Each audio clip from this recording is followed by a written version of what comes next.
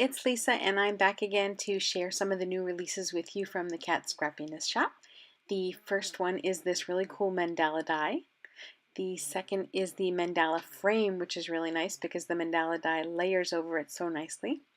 The third die is the medallion cover plate, which is really pretty. A lot of intricate dies in that one. And the last one is the Star Fusion cover plate, which is really great because you can do so many different things and it gives a great look to the background of a card. So here's some of the cards I made with these dies. The first one is a coffee card that I made with the mandala die and the mandala frame. And like I was telling you before, you can layer them on top of each other for a really nice look. I did the mandala in cream in the mandala frame in craft, and then I put this really great stamp on the top with from the Let's Get Caffeinated stamp set, and the coffee cup that says Life Begins After Coffee. Then I decorated it with some brown jewels from the shop, and I put a couple of jewels on the top and bottom, kind of diagonal, and I think they look really great on the card. They give it a little extra sparkle.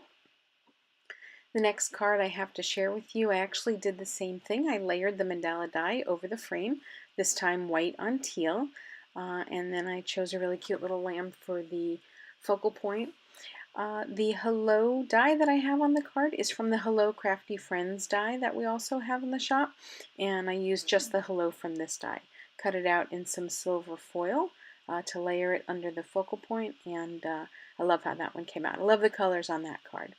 The next card I have to show you, I used the Star Fusion cover plate, and this gives a really great look to any card, no matter how you use it. Here I decided to cut it out in teal and layer it over some craft cardstock. Craft is one of my favorites. On this card, the focal point uses the Lola the Giraffe stamp set, so I watercolored her and put her on the front.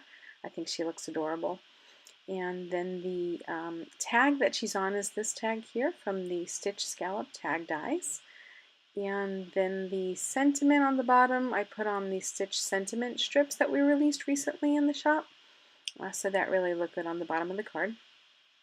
And then I decided to put some teal jewels on this card to give it a little bit of extra sparkle. And I love how it kind of brought out the teal from the back of the card.